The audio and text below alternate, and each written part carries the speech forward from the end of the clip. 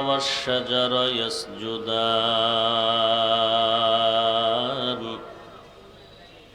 وفضل زمانا على زمان كما فضل مكانا على مكان وإنسانا على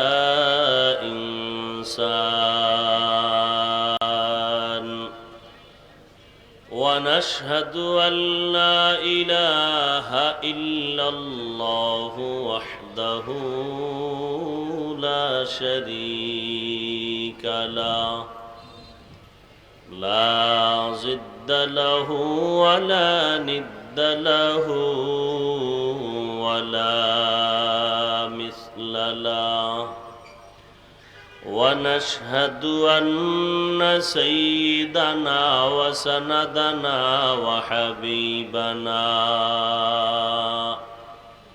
وحبيب ربنا وطبيبنا وطبيب قلوبنا ومولانا محمدا عبده ورسوله أرسله بالحق بشيرا ونذيرا وداعيا إلى الله بإذنه وسراجا منيرا اللهم صل على محمد النبي الأمي وعلى آله وسلم تسليما وبعد فأعوذ بالله من الشيطان الرجيم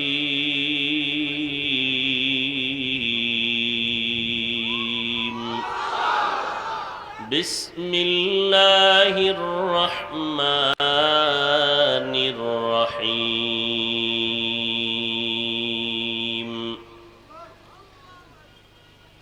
لقد كان لكم في رسول الله أسوة حسنة وقال تعالى ما آتاكم الرسول فخذوه وما نهاكم عنه فانتهوا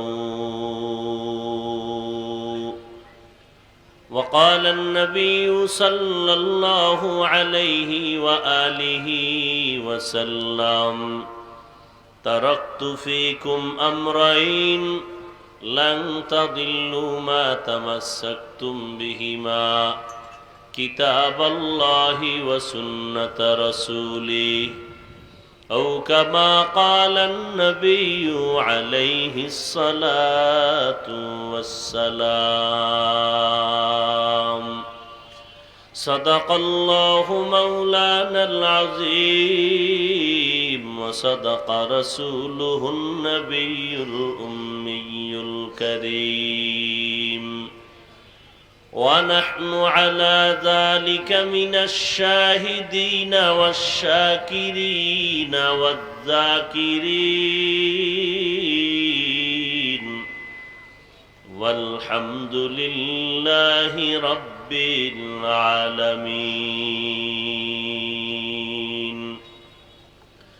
سبحانك لا علم لنا إلا ما علمتنا إنك أنت العليم الحكيم رب اشرح لي صدري ويسر لي أمري واحلل عقدة من لساني يفقه قولي मोमिन जो फिदा नक्शो काफे पाए नबी हो, मोमिन जो फिदा नक्शो काफे पाए नबी हो ज़ीर कदम आज भी आलम का खजीना, हो ज़ीर कदम आज भी आलम का खजीना। गर सुन्नत नबवी की करे पैरवी उम्मत, गर सुन्नत नबवी की करे पैरवी उम्मत, तूफान से निकल जाएगा फिर इसका सफीना, तूफान से निकल जाएगा फिर इसका सफीना। आशिक हो बेरादर शाहिन शाह दो आलम, आशिक हो बेरादर शाहिन शाह दो आलम, मिश्को से ज़ियादा मुबारक जिसका पसीना, मिश्को से ज़ियादा मुबारक जिसका पसीना।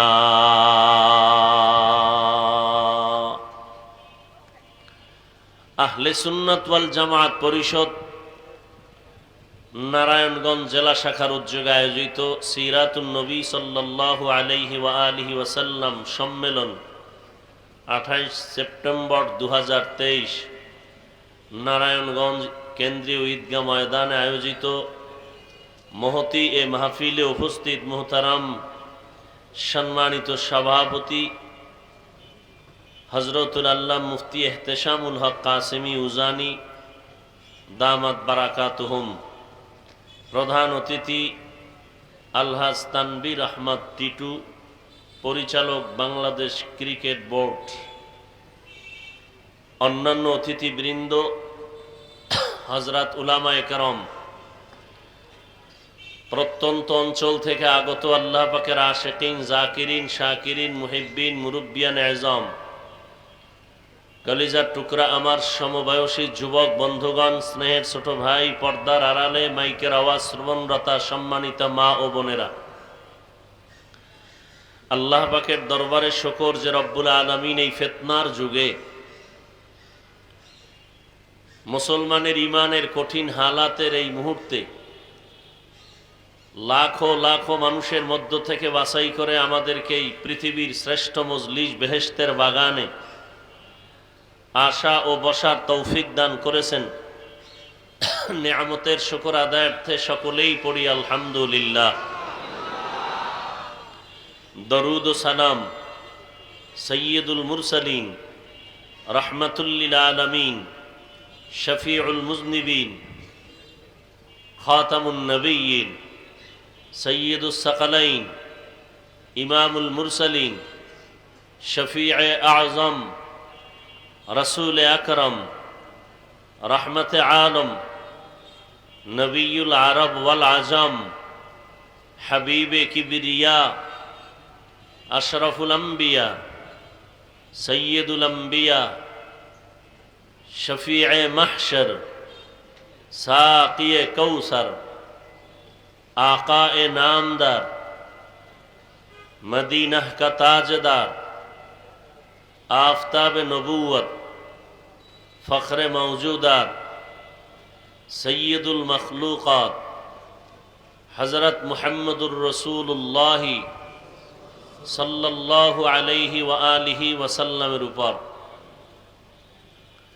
সর্বোপরি শুকর যাদের অক্লান্ত পরিশ্রমের মাধ্যমে আজ এই সুন্দর আয়োজন, সময় পরামর্শ অর্থ দিয়ে দোয়া করে উপস্থিত হয়ে মাইক লাইট প্যান্ডেলের ব্যবস্থাপনার মাধ্যমে সহযোগিতার হাত যারা বাড়িয়েছেন, এলাকার যুবক, বৃদ্ধ, ব্যবসায়ী, শ্রমিক, চাকুরিজীবী, বিভিন্ন শ্রেণী পেশার মানুষ, জনপ্রতিনিধি, প্রশাসন, উলামায়ে হযরত, আইম্মায়ে মাসাজিদ,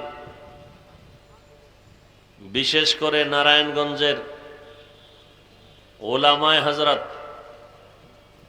আমার প্রিয় বন্ধুবর, মোহতারাম ফেরদাউস সাহেব,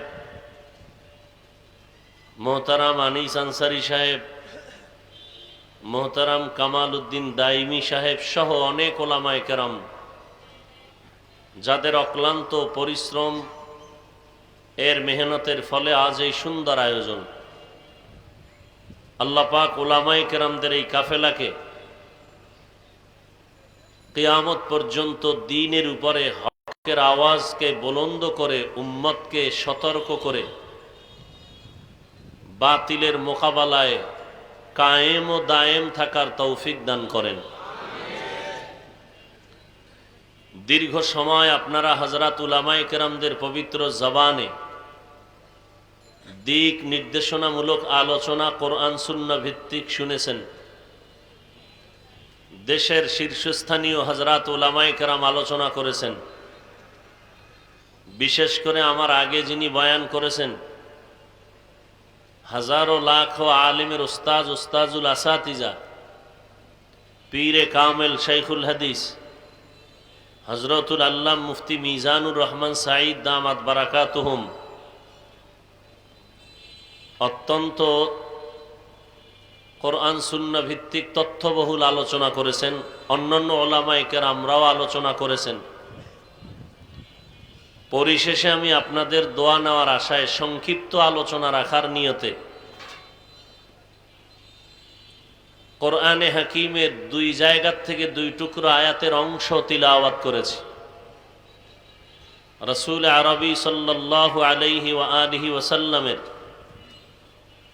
অসংখ্য অগণিত ওয়ামি ও বানী হাদিস শরীফের মধ্য থেকে একটি হাদিস পড়েছি। আয়াত ও হাদিসের আলোকে ইখলাস ও রুহানিয়াতের সমন্বয়ে কিছু কথা বলার মতো, শুনবার মতো রব্বুল আলামিন আমাকে এবং আপনাদের সকলকে তৌফিক দান করেন। ওলামায়ে কেরামদের সামনে আলোচনা করার মতো যোগ্যতা আছে তো দূরের কথা, চিন্তাও করা যায় না। তবে এতটুকু বিশ্বাস আমার অন্তরে 100% আছে, যদি ওলামায়ে কেরাম দিল থেকে একটু দোয়া করেন তাহলে কিছু কথা বলার মতো সুযোগ আল্লাহ দিবেন, তৌফিক দিবেন। আল্লাহ চাইলে সব হবে, বান্দা চাইলে কিছুই হবে না। আমি অনেক জায়গায় 2 মিনিট একটা ঘটনা এই বিষয়ে আমি বলি, আপনারা অনেকেই জেনে থাকবেন। চট্টগ্রাম জেলার মধ্যে একটা থানা আছে পটিয়া। পটিয়া থানার প্রাণকেন্দ্রে একটি প্রতিষ্ঠিত দ্বীনি প্রতিষ্ঠান আছে, মাদ্রাসা, যার প্রতিষ্ঠাতা মুফতি আজিজুল হক রহমতুল্লাহ আলাইহি। এত বড় আল্লাহওয়ালা আহলুল্লাহ ছিলেন, তার জীবনীতে দেখেছি এতটা কথার মধ্যে অ্যাকশন ছিল তাদের। বয়ান তো করতে চাইতেন না, ধরাধরি করে চেপে কেউ দিলে অল্প টাইম কিছু কথা বলতেন, আর সেই অল্প কথায় উম্মতের এতটা পরিবর্তন হতো, যেই পরিবর্তন আমাদের সারা বছরের চিৎকারেও হয় না। হযরত সভাপতির চেয়ারে বসে আছেন কোন এক মাহফিল ময়দানে, তার পার্শ্বে এক আলোচক বক্তা বক্তব্য দিতেছিলেন, বয়ান করতেছিলেন। বয়ান এত সুন্দর হচ্ছিল, ময়দানের মানুষগুলো বেকারার হয়ে গেছে কান্না করতে করতে। কিয়ামতের মাঠ,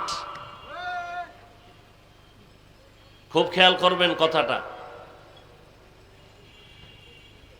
পটিয়ার মুফতি আজিজুল হক রহমতুল্লাহ আলাইহি পাশে বসা।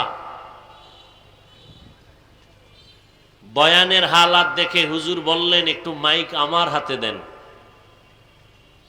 আল্লাহ ওয়ালাদের হালাত ভিন্ন সময় বিভিন্নভাবে হয়ে থাকে। মাইক হাতে নিয়ে বয়ান বন্ধ করে উম্মতের সামনে বললেন, আমি আজিজুল হক, তাসাউফের লাইনে, তাসকিয়ার লাইনে আল্লাহ আমাকে যা দিয়েছেন এর কিছু ধারাবাহিকতায় আমি এই বক্তা সাহেবকে এজাজত দিলাম, খেলাফত দিলাম। খুব খেয়াল করবেন, বয়ান থামাইয়া মাঝখানে কথা বলে আবার বয়ানে দিলেন। বক্তা সাহেব আবার বয়ান শুরু করলেন। বয়ান শুরু করার পরে আগের মতো বয়ান আর হয় না। যথেষ্ট পরিমাণ চেষ্টা চালাইতে শুরু করলেন, অনেক চেষ্টা, কিন্তু আগের মতো বয়ান আর উঠে না। মুফতি আজিজুল হক রহমতুল্লাহ আলাই অবস্থা বুঝে আবার বললেন, মাইক আমার হাতে দেন। মাইক হাতে নিয়ে বললেন, উম্মতকে আমি যে খেলাফত দিয়েছিলাম তা ফিরাইয়া নিলাম। তিনি আবার প্রশ্ন তুললেন, আপনারা বলবেন খেলাফত ফিরাইয়া নিলে দিলাম কেন, দিলে আবার নিলাম কেন? বলে, প্রথম তখন যিনি বয়ান করতেছিলেন তার রুহানিয়াত ও মারেফতের দিকে আমি চিন্তা করে আমি খেলাফত দিয়েছি, কিন্তু এখন বাস্তব আমার সামনে ভেসে উঠল, আমার শরহে সদর হয়ে গেল যে এই রুহানিয়াত এটা তার ব্যক্তিগত নয়, তার মধ্যে কিছুই নাই। তো তার বয়ানের মধ্যে যে রুহানিয়াতের ঢেউ খেলতেছিল, এটা তার ব্যক্তিগত মুজাহাদার কারণে নয়, ময়দানের ভেতরে বুজুর্গ বসে আছে, তার তাওয়াজ্জু তার কলবে লেগেছে। ময়দানের কোন এক বুজুর্গের তাওয়াজ্জু তার কলবে লেগেছে, তো কথা বের হচ্ছে। কথা বুঝেন? আমি ওই ঘটনা টেনেই বলবো, আমার মধ্যে কিছু নাই। এটা আমি সব সময় বলি, সব জায়গায় বলি, এবং এটাই বাস্তব। আমার মধ্যে কিচ্ছু নাই বললে যদি খানিকটা আমার সম্মান কমে যায়, কমে যাক।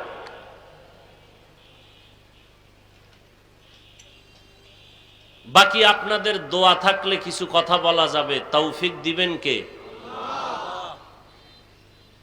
দোয়া খাস্তাম বদরগাহে লাহি, হায়াত দৌলত ইলমে দরাজি। ভাই, কোরআন শরীফের শুরুতেই আছে আলিফ লাম মিম। মুফাসসিরিনে কেরাম বলেন, আল্লাহ এই অক্ষরগুলো দিলেন কেন? এর ৫-৭টা জবাব আছে। এর মধ্যে একটা জবাব হলো, পৃথিবীর সমস্ত অহংকারীর অহংকারকে জবাই করেছেন এই আলিফ লাম মিম দিয়া। আমি মনে করি আমার মতো খতিব কেউ নাই, বড় আলেম, বড় মুফতি কেউ নাই। অনেক জানি, অনেক জানি, অনেক জানি। আল্লাহ কয়, কি জানো? জানুই যদি তো আলিফ লাম মিমের ব্যাখ্যা করে ঢুকো। সেখানে ঢুকিয়েই সবাই বলে, আল্লাহু আলামু বিমুরাদিহি বিযালিক। আলিফ লাম মিম নিয়ে আমি কিছুই জানি না, এর রহস্য আল্লাহই ভালো জানেন। তো তুমি এখানে যেহেতু দুর্বল, অতএব এই দুর্বলতা নিয়ে ঢুকো, তো কোরআন থেকে কিছু পাইবা। এলেমের টোটাল আল্লাহ পাক এর গোডাউন বানাইছেন আমার রসুলকে। আল্লাহ পাক আদম আলাইহিস সালাম থেকে ঈসা রুহুল্লাহ পর্যন্ত যত এলেম দরকার দিয়েছিলেন, সব আমার নবীকে দিয়েছেন। নবীজি পাইয়া খুশি হয়ে বলেন, উতিতু ইলমাল আউয়ালিন আল আখিরিন।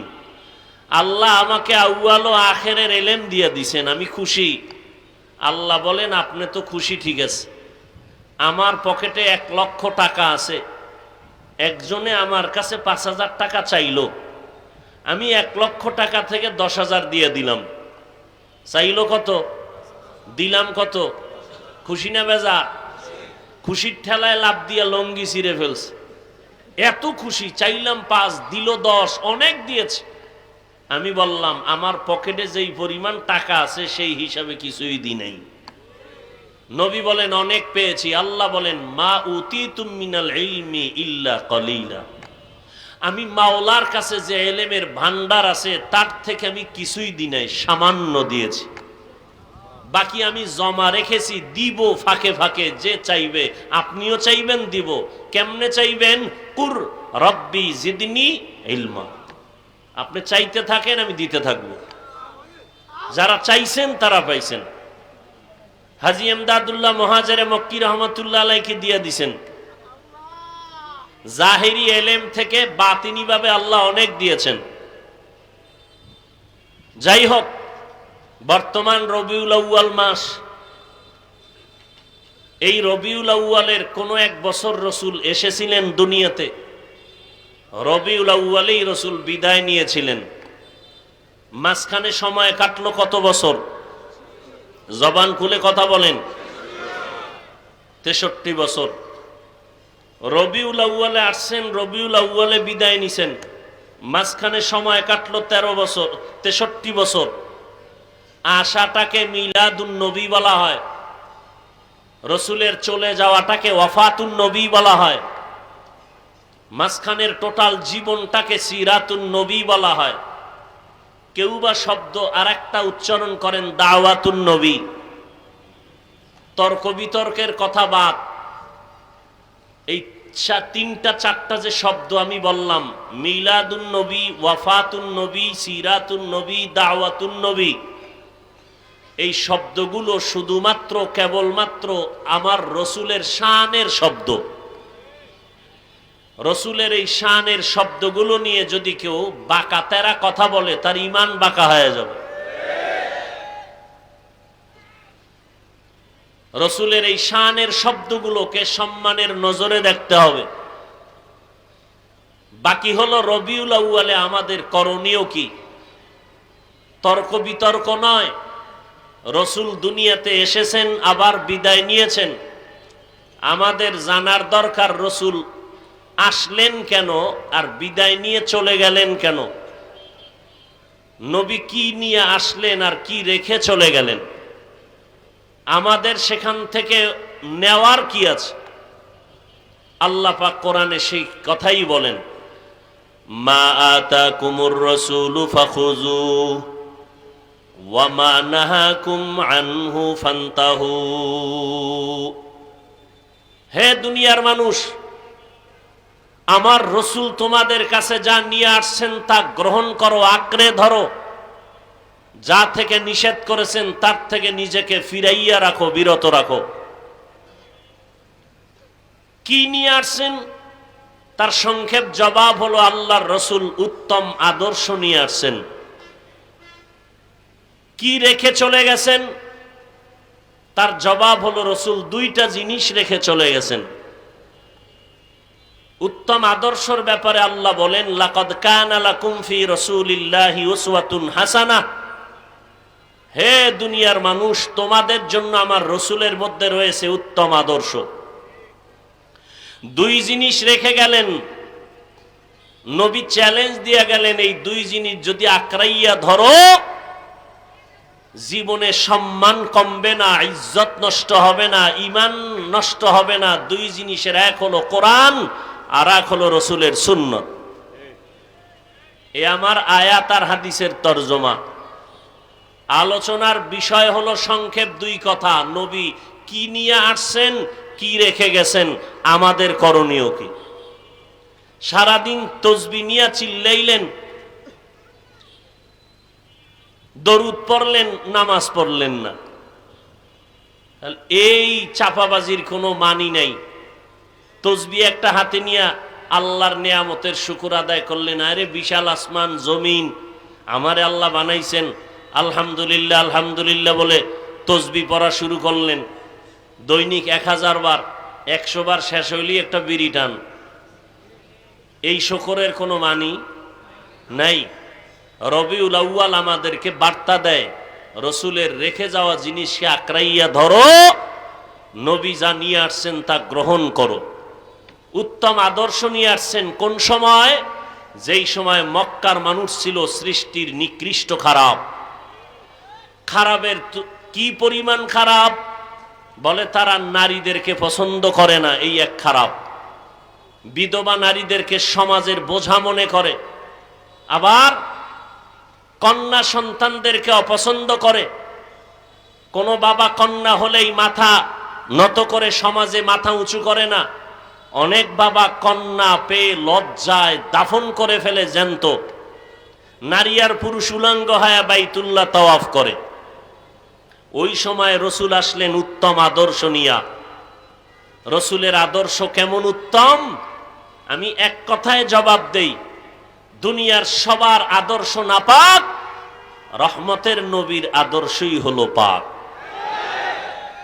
এই জমিনে বহু আদর্শের আওয়াজ আমরা শুনেছি।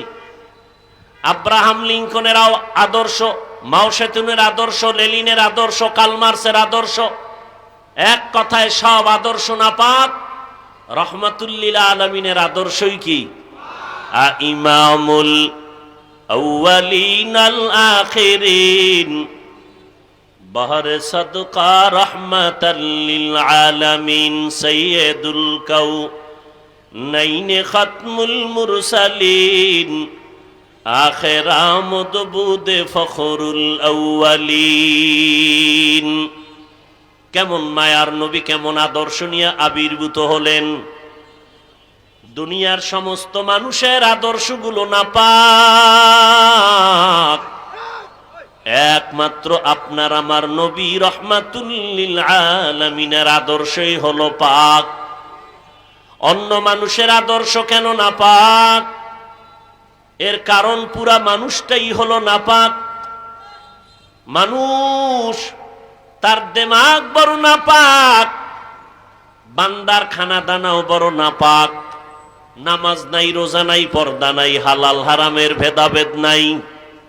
আবার আল্লাহর দেওয়া খানার পরে আবার মদের বোতল নিয়ে নেশায় পাগল পারা হয়ে যায়।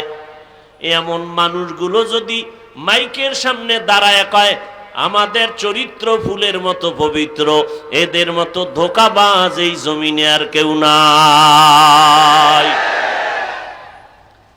আর আমার নবী কেমন পাক, আমার নবীর আদর্শ কেন এত পাক?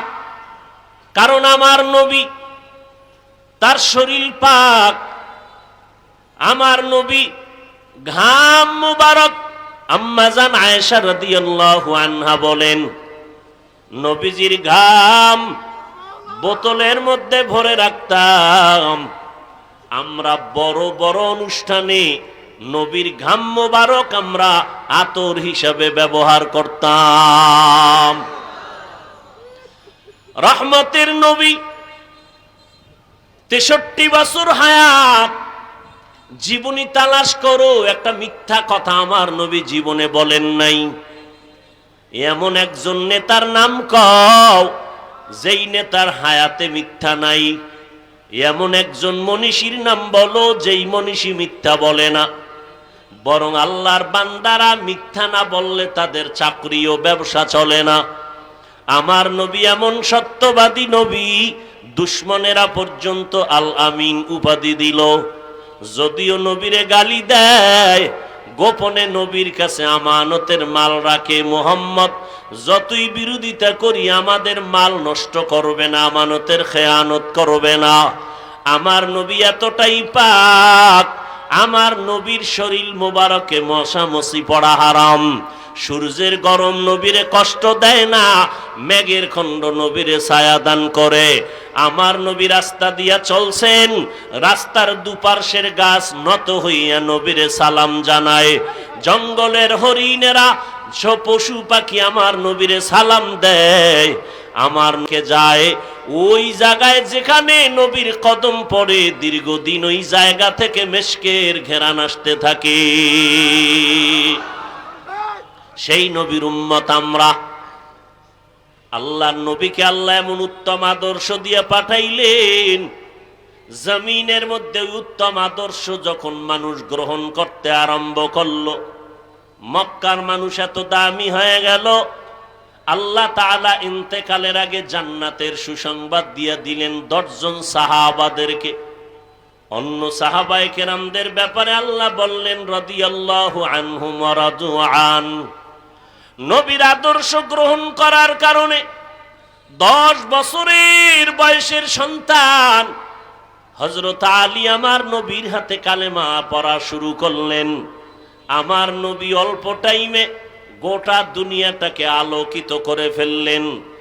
যত মেডিসিন নবী ব্যবহার করেছেন এর মধ্যে উত্তম মেডিসিন হলো নবীর সুন্দর ব্যবহার। আমার নবী কোনোদিন কাউকে গালি দেন নাই, গালির জবাবও দেন নাই। নবী কোনোদিন চোখ গরম করে কাউকে কিছু বলেন নাই, বরং মায়ার নবী এত সরল, জমিনে তার থেকে সরল কোনো মানুষ নাই। আমার নবী এতটাই দিল খোলা মানুষ, এরকম দিল খোলার দৃষ্টান্ত পাওয়া যায় না। নবী মসজিদে নববীতে বসে আছেন, একটা জামা পরিয়া একটা বাচ্চা ঈশা বলতেছে আম্মায় আমাকে পাঠাইছেন, একটা জামা দেন। নবী বলেন আমার গায়ের জামা ছাড়া কোনো জামা নাই। বাচ্চাটা চলে গেল। কিছুক্ষণ পরে আবার আসছে, এসে বলে আপনার গায়ের জামাটা আমার আম্মাজান চাইছেন। নবী গায়ের থেকে জামাটা খুলে বাচ্চার হাতে দিয়া দিল। নবী খালি গায়ে বসে রইলেন। বেলাল আসছেন আজান দিতে। বেলাল এসে ঢুকে দেখেন রহমতুল লিল আলামিন খালি গায়ে বসে আছেন। বেলাল লজ্জায় পাশে চলে গেলেন। আল্লাহ জিবরাইলকে পাঠাইয়া আয়াত নাজিল করে বললেন ও পয়গম্বর, এত বেশি দান করবেন না যাতে করে আপনার লজ্জা পাইতে হয়। আবার হাতটাকে এত পর্যন্ত গুছাইয়া মুষ্টিবদ্ধ করে রাখবেন না যাতে করে মানুষ আপনাকে কৃপণ বলে।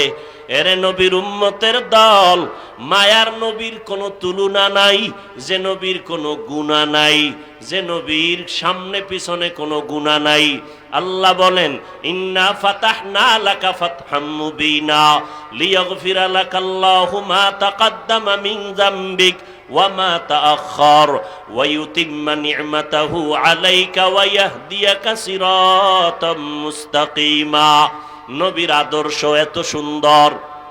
হযরত আলী 10 বছর বয়সে নবীর হাতে হাত লাগাইয়া জীবনটা ধন্য করে ফেললেন।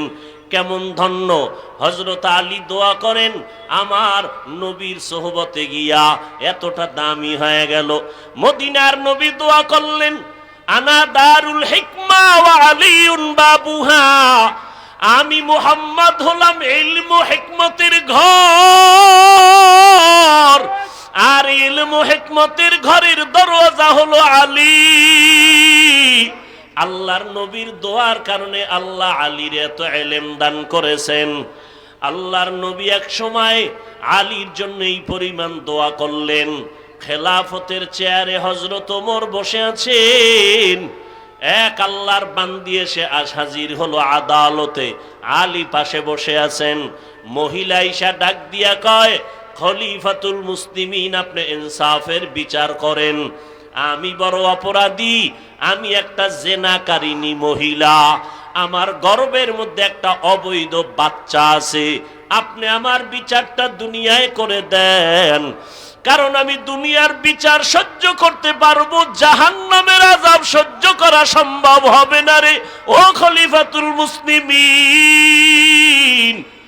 দুনিয়ায় কষ্ট সহ্য করা সম্ভব, জাহান্নামের কষ্ট সহ্য করা সম্ভব হবে না। মহিলা যখন নিজের অপরাধের কথা স্বীকার করেছে, ওমর বলে জল্লাদ তরবারিতে নিয়ে রেডি হয়ে যাও। ওই মহিলা নিজেই স্বীকার করলো জিনাকারিনী, গর্ভের মধ্যে একটা অবৈধ বাচ্চা, তাকে হত্যার জন্য প্রস্তুতি নাও।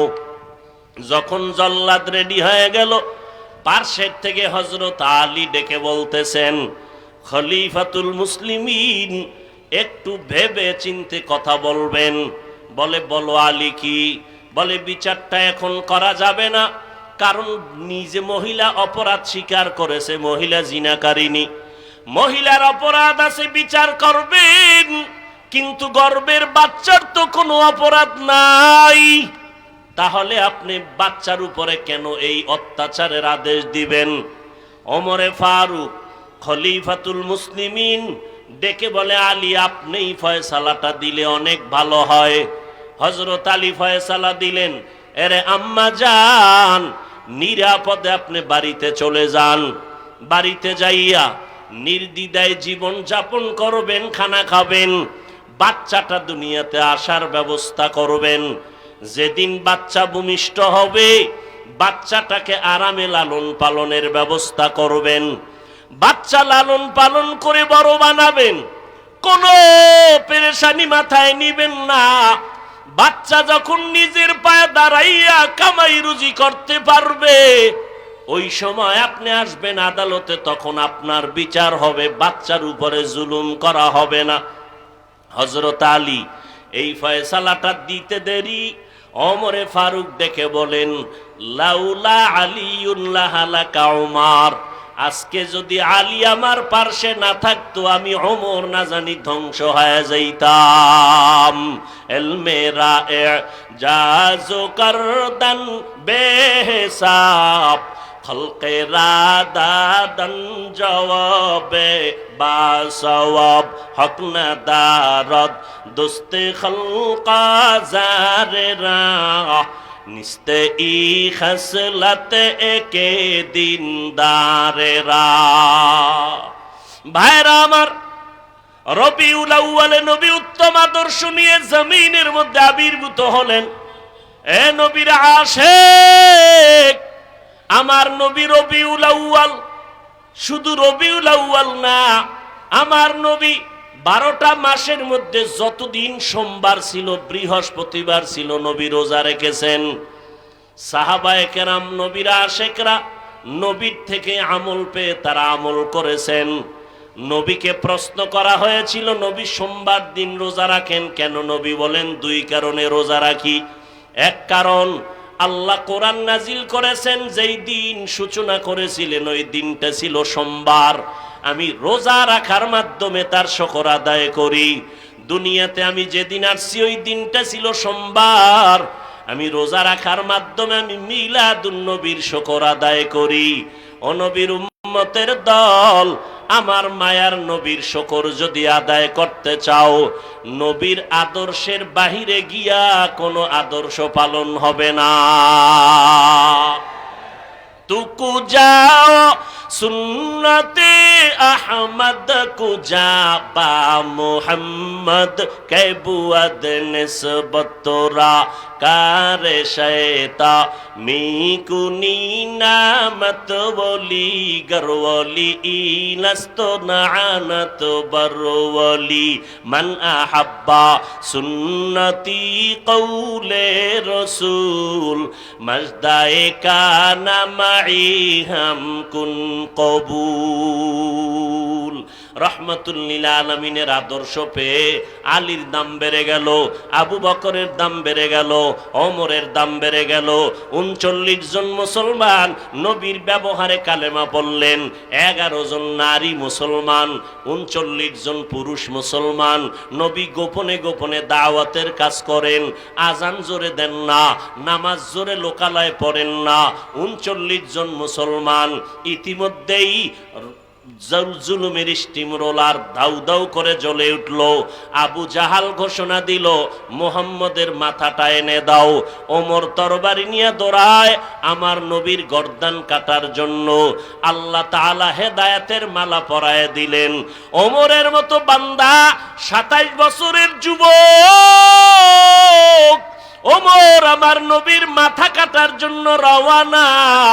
আল্লাহ হেদায়েতের দরজা খুলে দিয়েছেন। আমার নবী দোয়া করতেছেন, ও রব্বে কারীম, তোমার বান্দা ওমরকে তুমি কালেমার সৈনিক বানায় দাও। কারণ ওমরের মতো বান্দা যদি আসে আমাদের কালেমার পতাকা উড্ডীন করা সহজ হয়ে যাবে। সবার দ্বারা সব কাজ হয় না, আল্লাহ তাআলা তার কুদরতের দ্বারা কিছু বান্দা তৈরি করে যুগে যুগে, ওই বান্দার দ্বারা সবার কাজগুলো আল্লাহ আদায় করে নেয়। ওমরের মতো বান্দা 27 বছরের যুবক রক্ত গরম নিয়ে নবীর মাথা কাটতে আইসা এক পর্যায়ে কালেমা পড়ে মুসলমান হয়ে গেল। নবীর সামনে মাথা নত করেছেন, নবীর হাতের সাথে হাতটা লাগাইছেন। নবীজির রুহানি তাওয়াজ্জু কলবের মধ্যে যখন ঢুকে পড়ল, ওমরের মধ্যে এমন অ্যাকশন শুরু হয়ে গেল।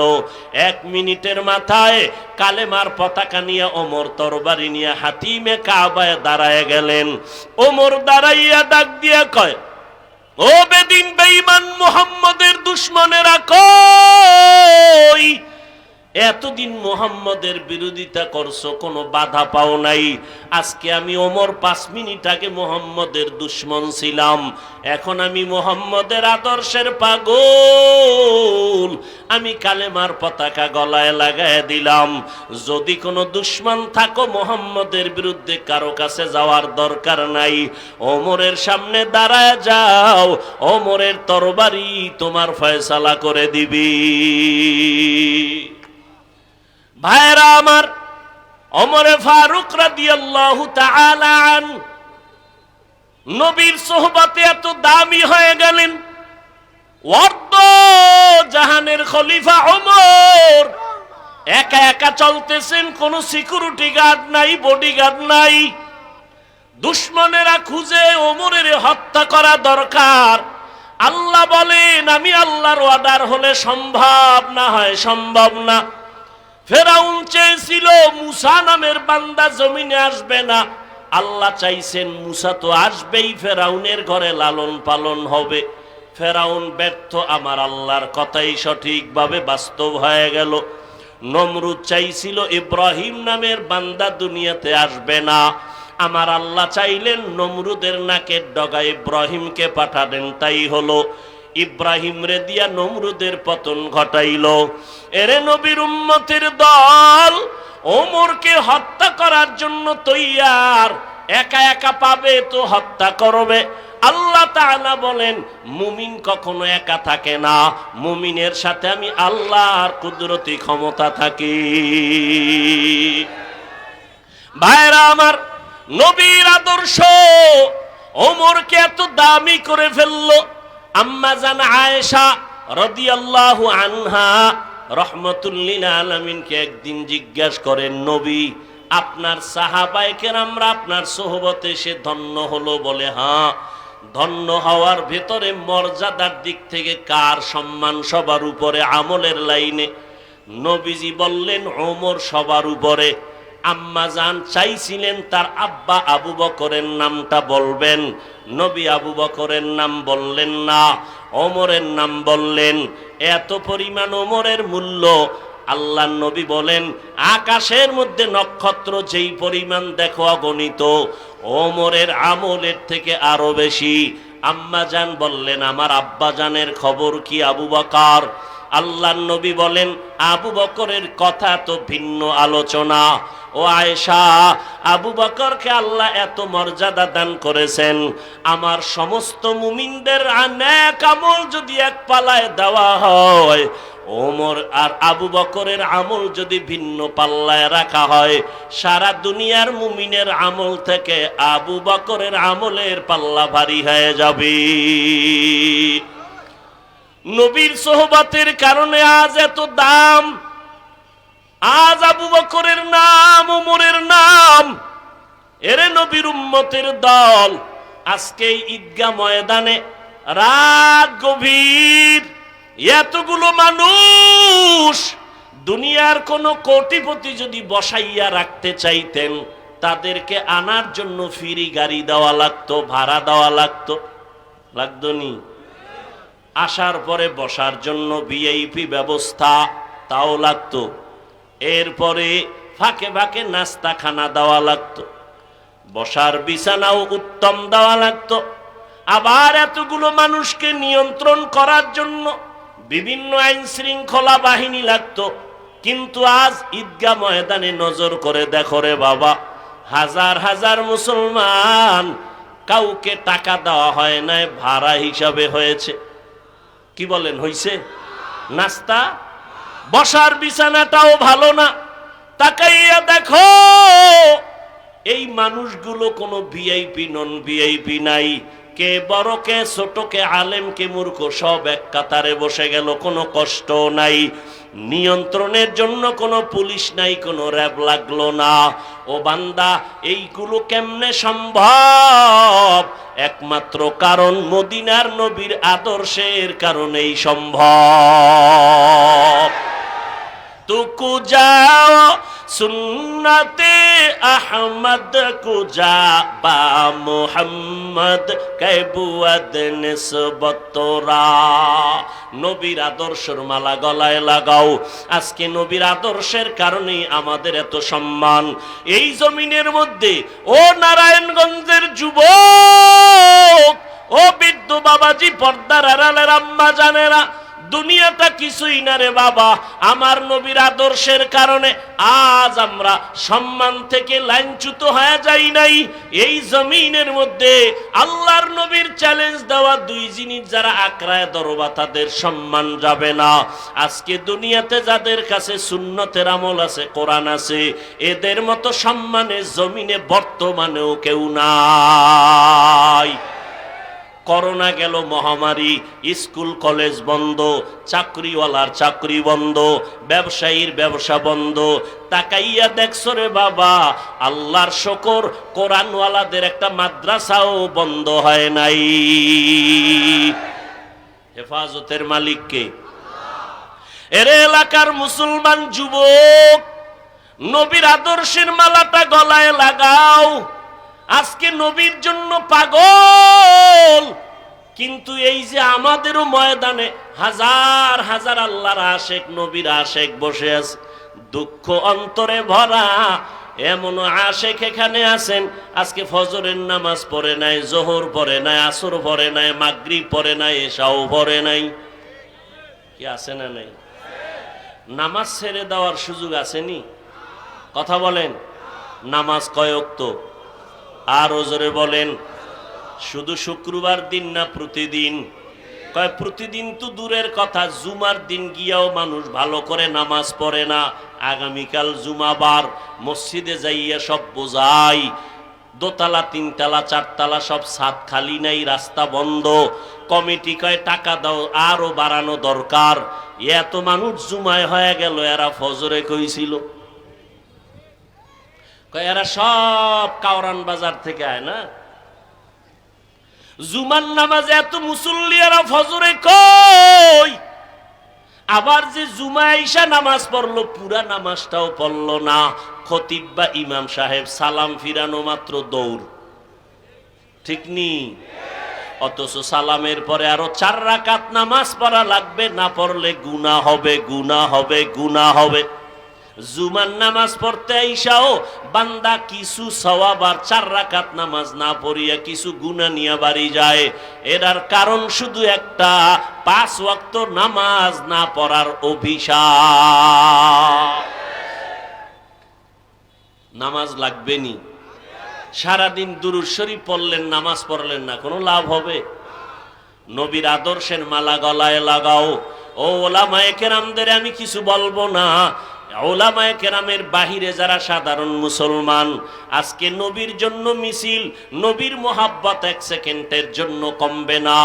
নবী বলেন, জীবনের থেকে আমাকে মোহাব্বত করবা, একদিন না সব সময়। সব সময়।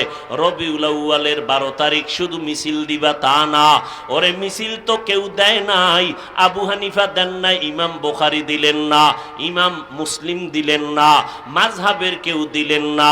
এই মিছিল কইরা বাবা, যদি তোমার নামাজ নষ্ট হয়, পর্দা নষ্ট হয়, খোদার কসম তোমার এই মিছিল তোমার জন্য ক্ষতির কারণ হয়ে যাবে। ভাইরা আমার, তর্ক বিতর্ক বাদ দিয়া সবাই নবীর আদর্শের মালা গলায় লাগাইও, দাড়িটা লম্বা করো, মা বাবার খেদমত করো, ওলামায়ে কেরামের সম্মান বজায় রেখে দোয়া নিয়ে পরামর্শ নিয়ে আমল করো। নামাজ 5 ওয়াক্ত ছাড়া উপায় নাই। ও বান্দা, নামাজের মালা গলায় লাগাও। যতই চালাকি করো, কোনো চালাকিতে কাজ হবে না রে বাবা। দুনিয়াতে আর কয়দিন? সারা রাত নবীর শানের বয়ান করলে শেষ করা যাবে না, কারণ আমার নবী শ্রেষ্ঠ নবী, এমন শ্রেষ্ঠ যার শান বয়ান করিয়া শেষ করা যাবে না। কিয়ামত পর্যন্ত শানের বয়ান চলবে, হাসরের ময়দানেও নবীর শানের আলোচনা চলবে, শেষ হবে না, চলতে থাকবে। তবে দেখার বিষয় তুমি আমি নবীর আদর্শ কি পরিমাণ মানলাম। 5 বেলার নামাজ পড়ো, নবীর আদর্শ, কোনো পীরের আদেশ নয়। নবীর আদর্শে টুপিটা মাথায় লাগাও, নবীর আদর্শে দাড়িটা লম্বা করো, নবীর আদর্শে পর্দা রক্ষা করো রে বাবা। ও যুবক, আজকে এত বয়ান শোনার পরেও তোমার নবীর তরিকা ভালো লাগে না। কত বিধর্মীরা আমার নবীর আদর্শ দেইখা কালেমা পড়ে, আর মুসলমানের ঘরে জন্ম নেওয়ার পর নবীর উম্মত হইয়া বেঈমানের পা চাটা গোলামি করে। এই যুবকেরা, চুল কাটার মধ্যে কি নবীর আদর্শ নাই? তুমি বেঈমানের সাইজে কাটো কেন? বেঈমানেরা নবীরটা দেখা পাগল, তুমি বেঈমানেরটা গ্রহণ করলা কেন? আঙ্গুলের নখগুলো কেমনে কাটবা? নবীর কি আদর্শ নাই? আঙ্গুলের নখগুলো কাটতে গিয়া তুমি বিধর্মীর পদঙ্ক অনুসরণ করো কেন? আমার নবী তো ওই নবী যেই নবীর চ্যালেঞ্জের সামনে কেউ দাঁড়াবার সাহস নাই। আমার নবী ওই নবী যার চরিত্রে কোনো কলঙ্কের দাগ নাই। আমার নবীর মুজিজা কোরআন এখনো তো আছে, যেই কোরআনের তেলাওয়াত শুনলে মানুষ পাগলের মতো হয়ে যায়, যেই কোরআন দেখলে কলিজা ঠান্ডা হয়। আজ নবীর মুজিজা কোরআন আছে, ওই নবীর তরিকা বাদ দিয়ে তুমি বিধর্মীর অনুসরণ কেন করো? এখনো তওবার দরজা খোলা আছে, ফিরে আসো রে বাবা।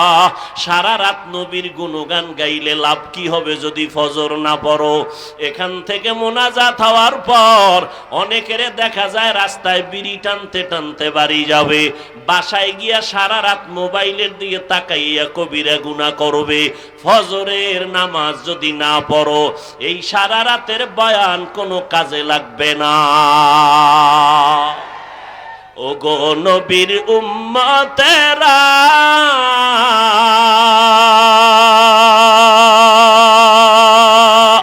হয়ে আজি দিশাহারা,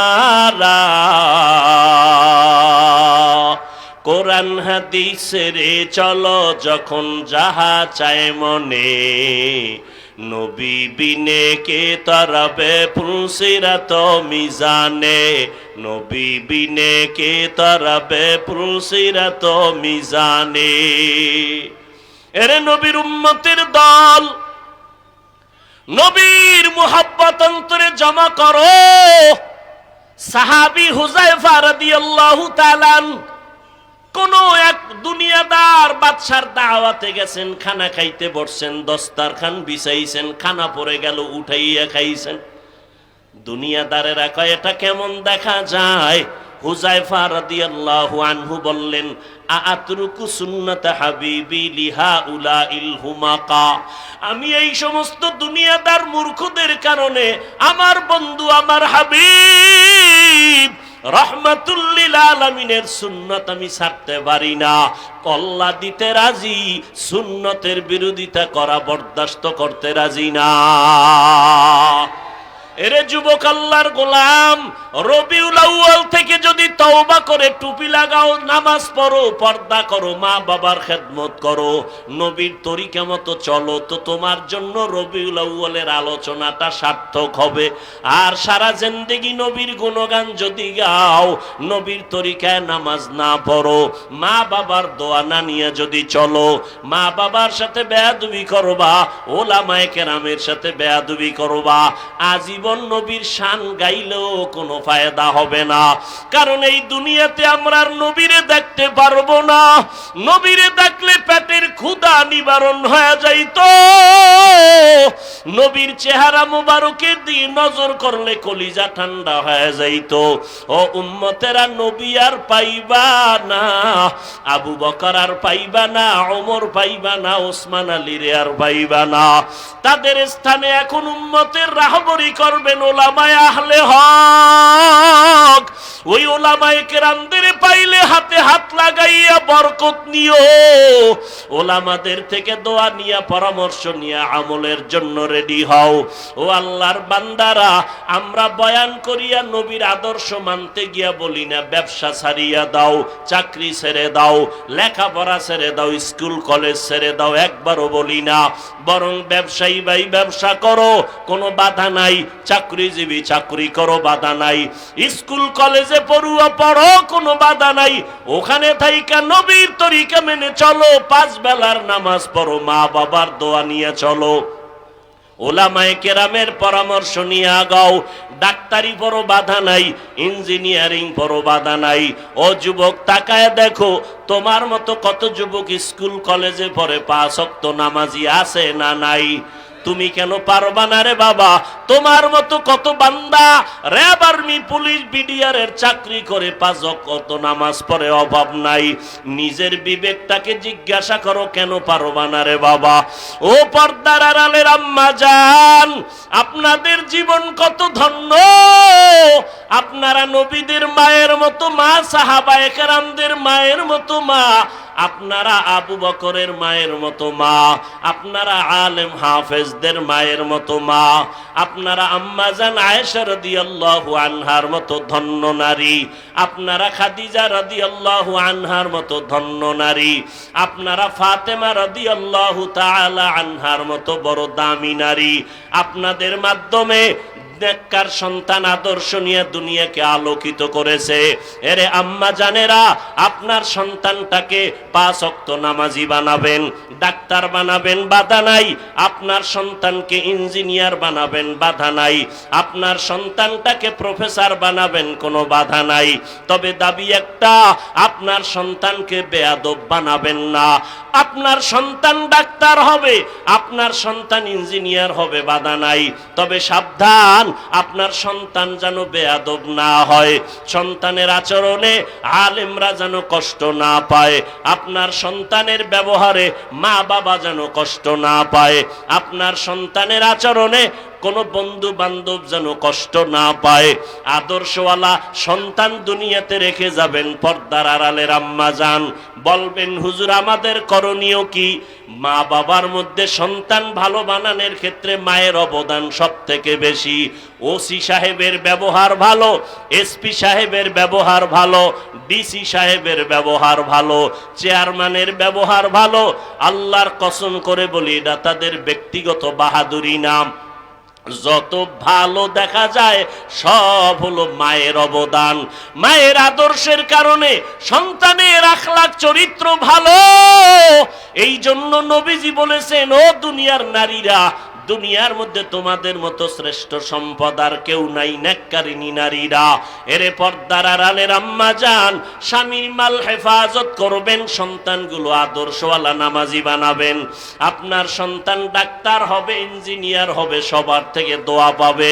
ও যুবকেরা, এখনো সময় আছে, তওবা করে নাও। নবীর তরিকা ছাড়া আর কোনো নাজাতের পথ নাই। নবীর আদর্শ ছাড়া হাসরের ময়দানে সুবহান পাওয়ার উপায় নাই। এরে নবীর আশিকির দল, এখনো সময় আছে, তওবা করে নাও। মনেরে বুঝাইয়া বলো, রে মন, আমার মতো কত বান্দা যুবক জীবনে মাদ্রাসায় পড়ে নাই, জেনারেল লাইনে পড়িয়া নবীর তরিকা মতো চলে, নামাজ পড়ে, পর্দা করে, হালাল খায়।